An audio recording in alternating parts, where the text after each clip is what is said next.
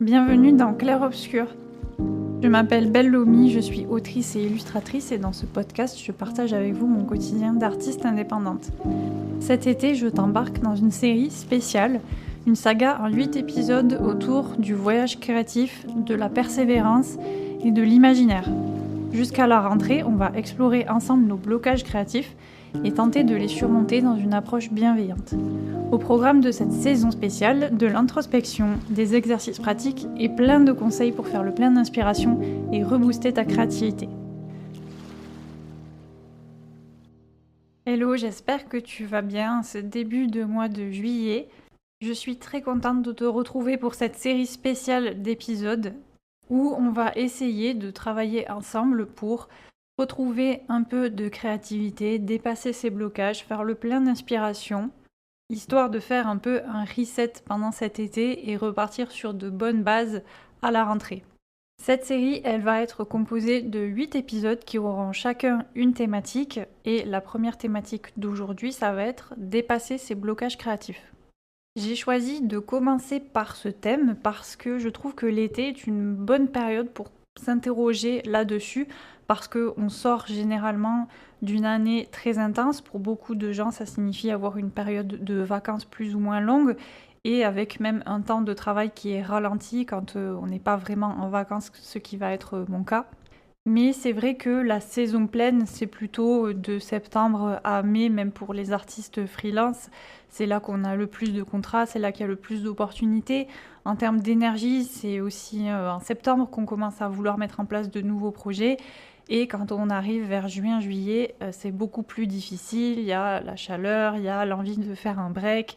Il y a aussi toute la fatigue qu'on a pu accumuler sur l'année et selon si on a beaucoup travaillé et si on ne s'est pas accordé beaucoup de repos, on peut vraiment ressentir très fortement à ce moment-là une sorte de, pas de burn-out, mais juste de saturation créative où on n'arrive plus à se mettre dans nos projets, on n'arrive plus à avoir de nouvelles idées, on n'arrive plus à être investi dans nos projets.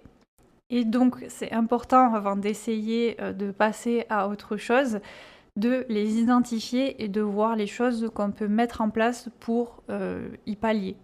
Si vous êtes artiste indé, normalement quand je vous parle de blocage, ça vous parle, vous devez vous identifier à ce que je viens d'évoquer, mais globalement il peut y avoir pas mal de symptômes, ça peut être aussi simplement une fatigue ou une incapacité à se mettre dans un projet, ou alors vraiment un sentiment de perte de créativité totale, voire même d'envie créative. C'est tout à fait possible que vous ayez plus du tout envie de faire quoi que ce soit.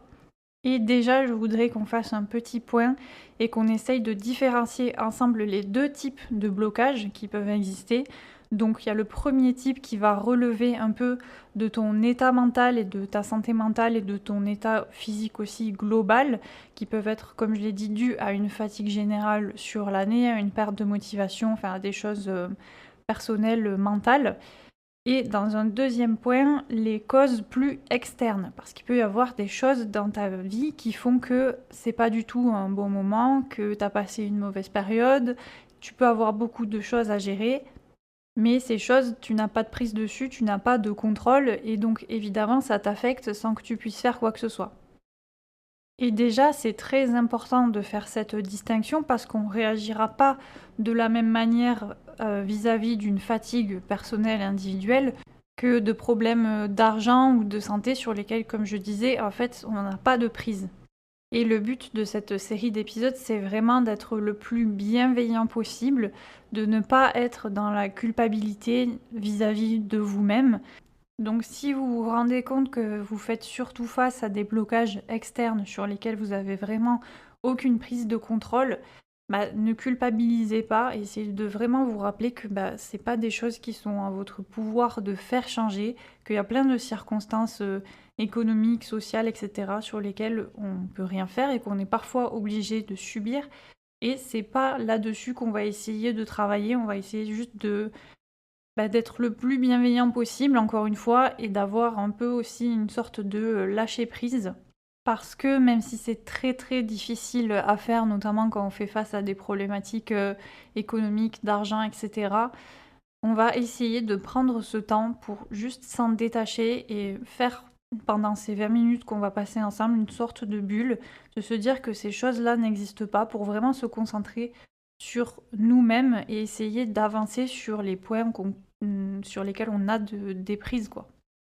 Donc déjà, avant d'aller plus loin, j'aimerais bien, comme je l'ai dit au début, qu'on essaye d'identifier les sources de nos blocages. Donc là, je vous invite à prendre une feuille et un stylo. Ça peut être un carnet, ça peut être une feuille volante, ça peut être un post-it. Vous pouvez écrire au feutre, au crayon de papier, peu importe. On essaye de se mettre le moins de pression, encore une fois, sur tous ces aspects.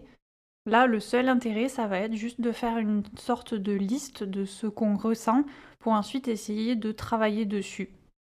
Je vous laisse encore 30 secondes. Vous pouvez aussi tout simplement ouvrir une note sur votre téléphone pour lister en même temps que vous écoutez si vous n'avez pas de papier et de stylo à votre disposition.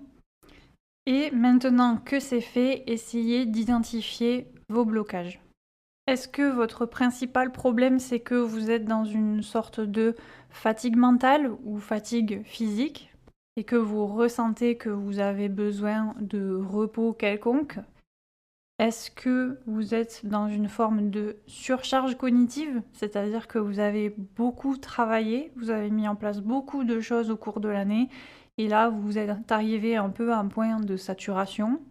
Est-ce que ce qui vous bloque, c'est plutôt quelque chose de l'ordre de la peur de l'échec, ou voire même la peur de réussir, qui vous empêche de mettre en place certains projets? Est-ce que c'est un problème de comparaison, de jugement des autres, ou de jugement envers vous-même aussi, un problème d'autocritique où vous êtes trop dur avec vous-même, trop perfectionniste, ce qui vous empêche d'avancer? Ou est-ce que c'est que vous ne savez tout simplement pas par où commencer, que vous avez une sorte d'absence, de manque de clarté globale sur votre avenir ou sur votre processus ou sur juste comment faire les choses pour atteindre votre objectif? Ou est-ce que c'est tout autre chose et vous pouvez aussi mettre vos blocages extérieurs, même si comme j'ai dit on va pas s'en occuper dans cette série, mais vous pouvez aussi les inscrire pour les reconnaître, en prendre connaissance et lâcher prise aussi, tout simplement vous vider l'esprit sur ces sujets. Ça fait toujours du bien de noter et d'extérioriser. N'hésitez pas à identifier plusieurs blocages. On ne va pas essayer forcément de chercher la liste de toutes les choses qui nous bloquent vraiment, vraiment, mais peut-être identifier 3-4 points qu'on sent qui sont vraiment importants et qui nous empêchent vraiment concrètement d'avancer. Et j'insiste vraiment sur le fait de le noter et pas simplement de le reconnaître mentalement ou verbalement, etc. pour qu'on puisse faire aussi un point à la fin des 8 épisodes, reprendre cette liste et voir si on a réussi à avancer sur certaines choses. Et donc c'est pour ça que vraiment le mettre en forme, sous forme de mots et de le poser quelque part, ça permettra d'y revenir et de constater une évolution potentielle. Il est aussi possible que vous n'arriviez pas trop à identifier vos blocages. Et là, je vous invite à essayer de chercher peut-être des signaux d'alerte dans votre santé physique ou mentale. Parce que par exemple, il peut y avoir certaines choses qui sont mises en place de façon inconsciente ou consciente, qui peuvent être des symptômes un petit peu inconscients, des signes que vous envoie votre corps pour vous dire que potentiellement il y a un problème entre guillemets psychologique.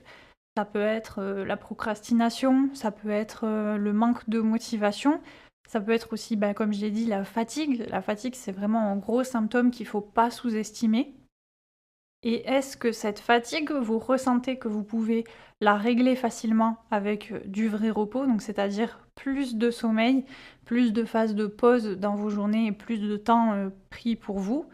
Ou est-ce que vous ressentez vraiment profondément qu'il y a une forme de blocage et que cette fatigue, elle est latente depuis un moment et que dormir un peu plus chaque nuit va pas aider à résoudre ça? Et je fais juste un petit aparté pour vous rappeler, même si ça semble être une évidence, Il n'y a pas de bonne ou de mauvaise réponse et moi je n'ai pas toutes les questions et toutes les clés possibles. J'essaye de vous en donner un maximum à l'oral, mais le but c'est que vous cherchiez en vous-même des causes qui vous sont propres. Et si je n'ai pas identifié à l'oral les blocages que vous pouvez avoir, ça ne veut pas dire qu'ils n'existent pas ou qu'ils sont invalides ou etc. Ça veut simplement dire que moi je n'y ai pas pensé ou je ne les ressens pas et donc du coup je ne l'ai pas abordé. Mais voilà, moi je suis pas prof, je vais pas vous donner de notes, il n'y a pas de bonne réponse encore une fois, c'est pas un cours de maths où il faut résoudre une équation, etc.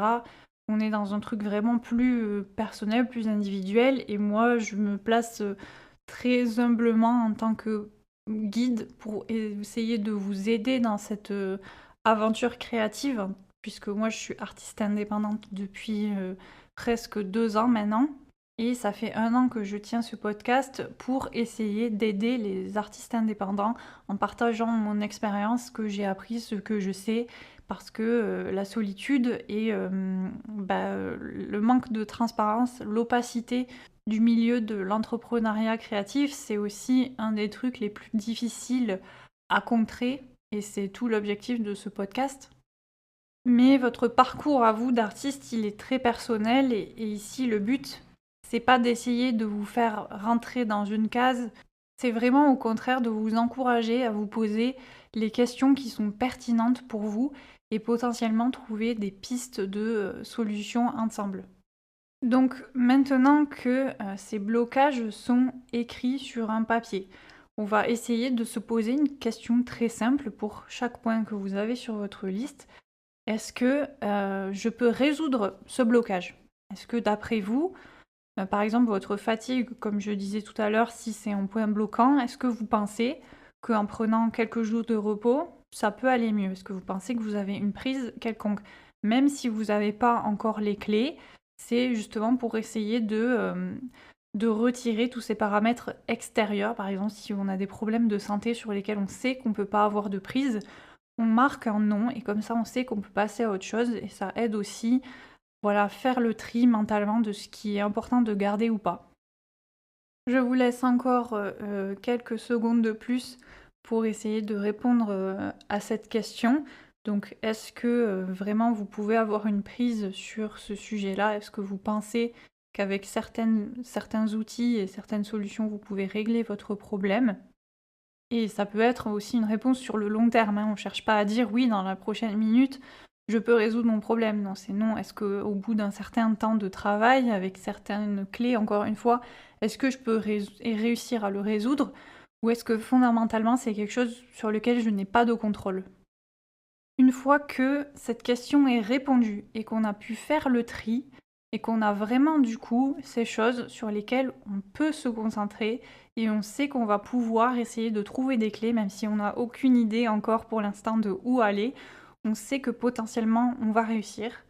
On va essayer de se poser une autre question qui va vous sembler peut-être un petit peu bizarre, puisque je vais vous demander de réfléchir à: est-ce que ce blocage m'empêche de créer?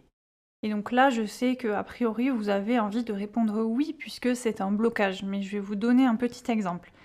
Si dans votre liste, vous avez identifié quelque chose comme la comparaison ou le rapport aux autres, tout en reconnaissant que c'est un vrai blocage et que en effet, ça joue sur votre capacité, il faut aussi être dans une position très pragmatique de se dire: ok, c'est vrai que j'ai peur du regard des autres, je me compare beaucoup à ce que font les autres, mais est-ce que fondamentalement ça m'empêche de prendre mon crayon et de dessiner ou de me mettre devant mon ordi et d'écrire ce roman?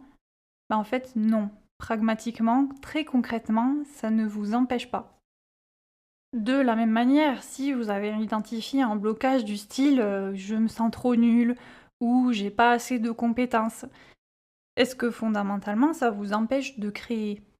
Bah non, parce que la technique, c'est pas un critère fondamental de la pratique artistique. Et même si vous avez aucune base de dessin, bah vous pouvez prendre votre crayon et gribouiller sur votre feuille.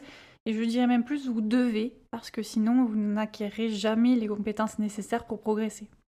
Et pourquoi je veux que vous vous posiez cette question, c'est pour reconnaître le fait que ces blocages, ils sont vraiment dus à quelque chose d'ordre psychologique et d'ordre mental.